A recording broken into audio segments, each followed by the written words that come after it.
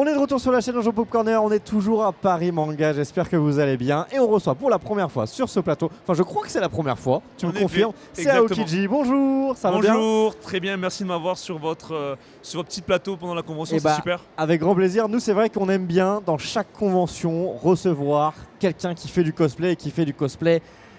Du vrai cosplay, du bon cosplay quoi. C'est gentil, merci.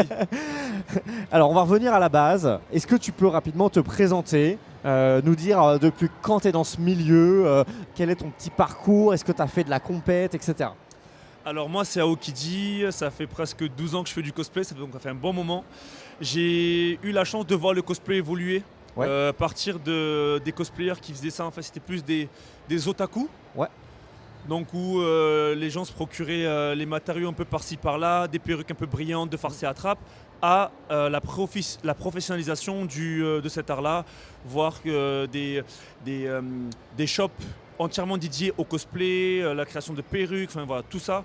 Ça fait 12 ans que je fais du cosplay, j'ai eu la chance, j'ai vécu 5 ans au Japon, j'ai été cosplayer professionnel, où je le suis toujours. D'accord. J'ai eu la chance de représenter des personnages inspirés de jeux vidéo. Ouais, ok. Et j'ai eu la chance de représenter officiellement un personnage dans League of Legends, avec un skin Star Guardian. Ok, donc quand tu es officiellement, comme ça, c'est-à-dire que éventuellement, quand on parle de League of Legends, c'est-à-dire que Riot peut t'inviter à des événements où tu es le personnage, c'est ça? Exactement, c'est ça. Ou bien Riot te commissionne pour effectuer un costume. Moi, j'ai eu l'honneur d'être choisi entre guillemets pour être le Rakan Star Guardian. Ok, excellent, voilà. Excellent. Ouais, vraiment une... Et du coup, toi, à côté de ça, tu dis tu as vu l'évolution, c'est-à-dire que tu as vu aussi l'évolution des techniques, les nouveaux matériaux qui arrivent. Exactement. En fait, au début, les cosplayers utilisaient vraiment des matériaux basiques, des matériaux qu'on trouve à proximité, que ce soit des bouteilles. Je me rappelle, on utilisait la mousse. Tu sais, la mousse de yoga de Decathlon, le tapis de sol à 2 €, on utilisait ça. Il n'y avait pas encore les sous-couches, donc on utilisait la colle à bois, enfin voilà, des trucs un peu imperméables pour la maison. Et au fur et à mesure, on a vu l'évolution de ces techniques-là. Il y a eu l'arrivée du Worbla, qui a révolutionné quand même la création des armures. Il y a eu l'arrivée... L'impression 3D. L'impression 3D, exactement, les machines 3D qui permettent de faire des pièces qui sont difficiles à réaliser à la main. Il y a eu aussi l'arrivée des nouvelles machines à coudre, des machines à coudre super puissantes, l'arrivée des brodeuses aussi. Donc non, vraiment, il y a eu une modernisation, une amélioration des techniques et aussi, c'est ce qui a aidé aussi à la promotion et à la démocratisation du cosplay. Et toi, personnellement, comment tu fais pour rester à jour de ça? C'est-à-dire qu'aujourd'hui, il y a des communautés qui s'échangent des informations. Comment tu fais ta veille? Nous on appelle ça. Alors, je sais pas si on dit là, moi je suis quelqu'un de très autodidacte. J'aime beaucoup rechercher l'information. Dès qu'il y a quelque chose que je ne sais pas faire, je suis quelqu'un de base qui est très curieux. J'aime beaucoup essayer. Par exemple, si je ne vais pas réussir à me faire de la modélisation 3D, je veux vouloir apprendre. S'il y a une technique, moi j'aime beaucoup faire des effets spéciaux.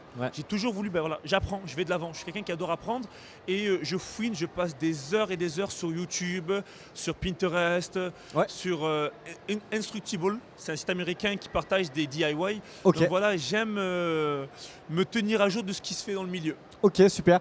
Est-ce que tu peux nous parler un peu plus du cosplay que tu portes, les différentes techniques que tu as utilisées, le travail que tu as mis? Bien sûr. Alors aujourd'hui, je porte le cosplay de Erwin Smith, le commandant dans l'attaque des Titans.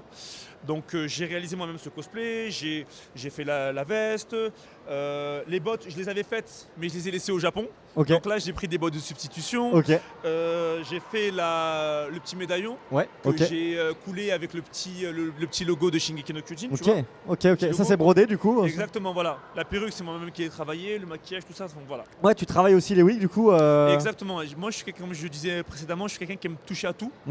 Donc moi, j'aime bien coiffer des perruques, le maquillage, la couture. Enfin voilà, j'aime toucher à tout. Ok, et en termes du coup, j'ai parlé un peu des concours championnats, tu as dit que tu avais participé. C'est toujours le cas ou aujourd'hui tu es plus côté jury Alors, je me suis mis un petit peu plus de côté parce que c'est vrai qu'avec ma vie privée, je suis très occupé avec mon travail et mes activités professionnelles. Mais voilà, j'ai eu la chance de représenter la France quand je vivais au Japon. Donc j'ai représenté la France au Japon. J'ai été aussi invité à représenter la France en Chine avec une de mes partenaires et aussi à Hong Kong. Donc voilà, je suis vraiment très reconnaissant par rapport à ça. Maintenant, je mets pas ça de côté. J'ai pour le moment le temps de pouvoir bien lancer les projets que je veux lancer. Et une fois que j'aurai lancé mes projets professionnels, je referai de la scène avec grand plaisir. Ok. Et quand tu viens sur des événements comme ici à Paris Manga, C'est quoi ta journée type? C'est petite conférence, rencontre Alors, avec les gens, c'est conseils? souvent, voilà, c'est ça, rencontre avec les gens, des conférences. Souvent, je suis amené à être jury. Ça me prend quand même pas mal de temps sur ma journée parce que voilà, il y a le pré-judging, il y a le concours en lui-même et la délibération qui peut prendre beaucoup de temps. Donc ça peut être une journée type. Voilà, rencontre avec la communauté, les visiteurs. Donc voilà, et la création de contenu aussi. Et c'est cool, c'est toujours enrichissant de rencontrer toutes les nouvelles générations qui se lancent dans le cosplay. Énormément. Ils ont tous des idées, etc. Énormément. J'ai eu la chance la semaine dernière d'être aussi invité dans une autre convention en Belgique. Et c'est là où on voit en fait l'évolution, enfin, le changement de génération. Il y a les tout petits jeunes maintenant qui arrivent avec les nouveaux costumes, les Genshin Impact, les Has-Been Hotel, voilà, tout ça. Donc non, c'est très très cool, ça fait super plaisir. Et ils sont toujours avenants, toujours super contents de nous rencontrer. Et nous, ça nous fait super plaisir d'être là. Eh ben écoute, merci beaucoup en tout cas d'être venu te présenter. On te retrouve sur les réseaux, j'imagine, Aokiji un peu partout. Exactement, sur Instagram, sur Facebook, Aokiji Cosplay, mais beaucoup plus actif sur Instagram. Beaucoup plus actif sur Instagram, c'est noté. Merci beaucoup Aokiji merci à vous. Et on te souhaite une très bonne Paris Manga. À bientôt. Au revoir, merci.